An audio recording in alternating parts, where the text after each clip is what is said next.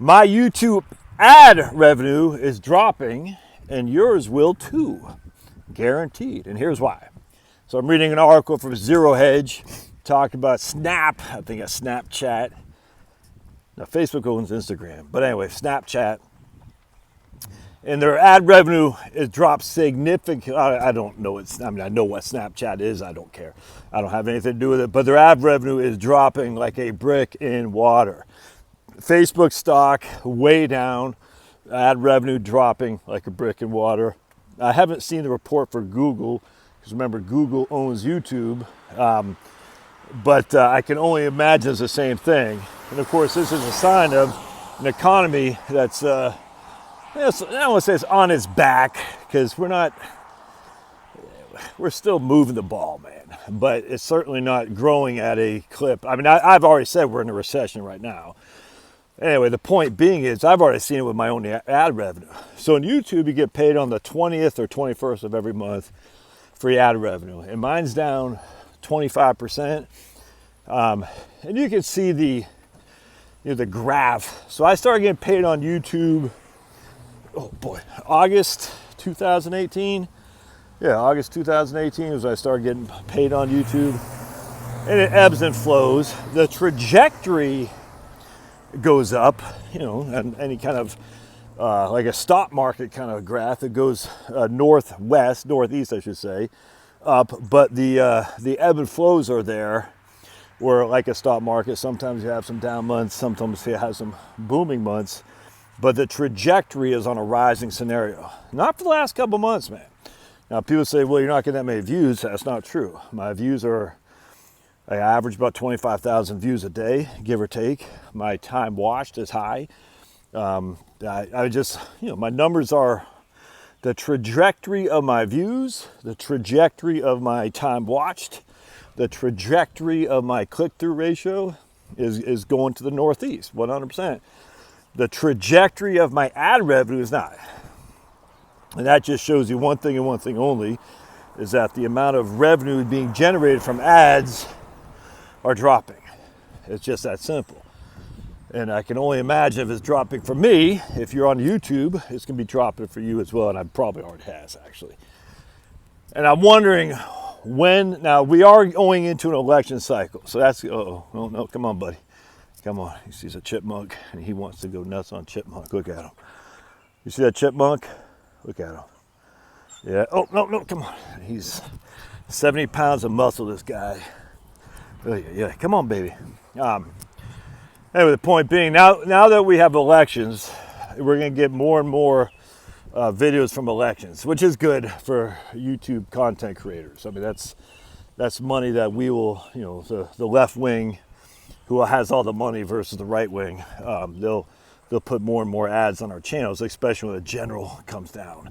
The primary is one thing, because a lot of times a lot of these guys are running unchallenged, so they don't really need to advertise.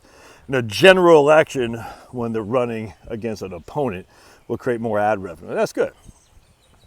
And given the level of turnout in the primaries, which is, at least here in Georgia, was freaking insane.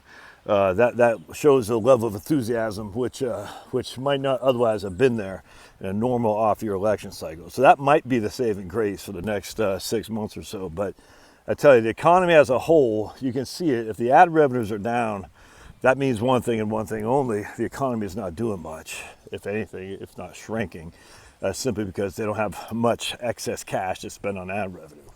And so we know with prices going up, cost of labor going up, cost of health insurance going up, they're going to have to do cutbacks. And they can't really cut back on labor, the number of bodies, because they've already done that, man. Private equity has already freaking chopped up these businesses like you. I talk to people all the time who private equity have taken over, and the private equity is trying to get one man to do what used to take three. You know what I'm saying? And that's how the private equity can wrap up the company, put a bow on it, and sell it after 7 years of basically, taking it public. That's how it works, man. Private company buys a company, takes it private, chops away labor, chops away expenses, stretches more, and people think that's great, and then they turn around and sell it for an IPO. That's the methodology of private equity. done and done. Well, that's good, but if companies are not operating on, if they're already operating on very thin margins, grocery stores and things of that nature first and foremost come to mind. There's going to be, now all the time, we're increasing expenses across the board for everything. It's only a matter of time for they say, we just can't pay advertising revenue like we used to. It's just that simple. And so they're going to cut back, man. They're going to cut back, which means there'll be less things advertising on YouTube. And less things advertising on YouTube means less money you get. And remember how the Google advertising works, man. I mean, I can't remember how Facebook works. It's been a long time since I've been operating on Facebook. But it's an auction. An auction. So basically you have 4 companies competing for the same ad time. The highest bidder is going to get it. Not all the time. There's more to it than just that. Watch my man Surfside PPC. Corey over at Surfside PPC, he's got a YouTube channel.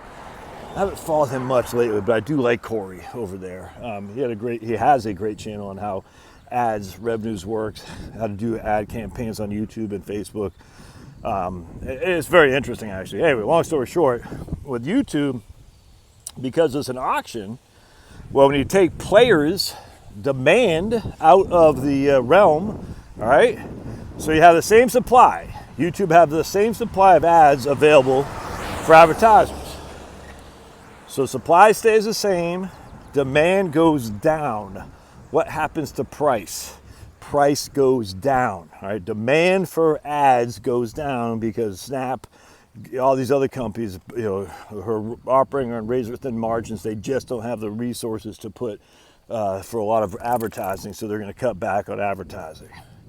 Now, we're making some of that up with a short-term boost in terms of elections. I grant you. That's short-term though, man. That's not, you can't hang your hat on that. I mean, I've always hoped that YouTube would pay enough to pay my mortgage. And it is. And and even this month was it wasn't a great month for a payment. It did pay my mortgage plus some. So I'm very happy by that. But there was a couple months in there that was paying my mortgage 3 times over.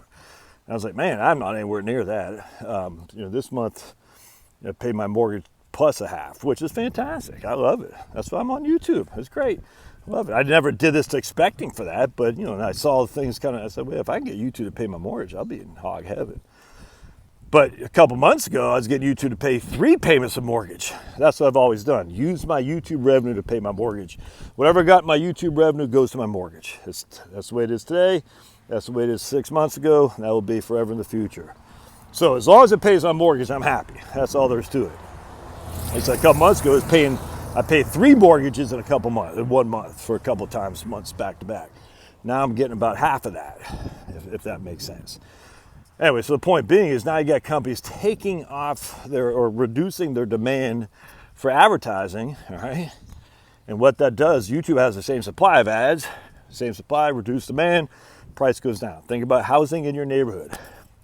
You get 5 buyers, 2 sellers. That means 5 people are competing for 2 houses, all right? That means the prices are going to go up because you have less supply than demand. All right, now if we have 2 sellers and 2 buyers, all right, now demand, we reached a common point where there's just as much demand as there is supply, which means the people who are actually buying, who always have the upper hand for the most part, when demand and supply come pretty equal, they can reduce the amount of money they're willing to part with on the buying side. Now, if you have 2 sellers and you only have 1 buyer, now it's a race to the bottom. Both sellers are trying to sell, and they're going to compete against each other by offering discounts on their value of their home. Same thing with ad revenue. You got 5 buyers, you got X amount of supply, X supply. Those 5 buyers are auctioning, competing for how much they're willing to pay for ads. And YouTube, their AI does it accordingly. It's not just based on price, highest bids, there's more to it than that, but at the end of the day, you might have the most effective ad campaign, but you're still gonna have to pay what YouTube wants you to pay. You can't just say, I got an effective ad campaign, but I'm not gonna pay, I'm not gonna be the highest bidder. YouTube says, yeah, as long as your ad campaign works well, you don't have to be the highest, but you still have to be pretty high. All right, so now you got 2 people asking for ad time versus before you had 5. What does that do for the prices? For guy A says I'll pay you $1 per click. Guy 2 says I'll pay you 75 cents per click, and they're going to get a negotiated ad about 83, 85, 87 cents. That's it.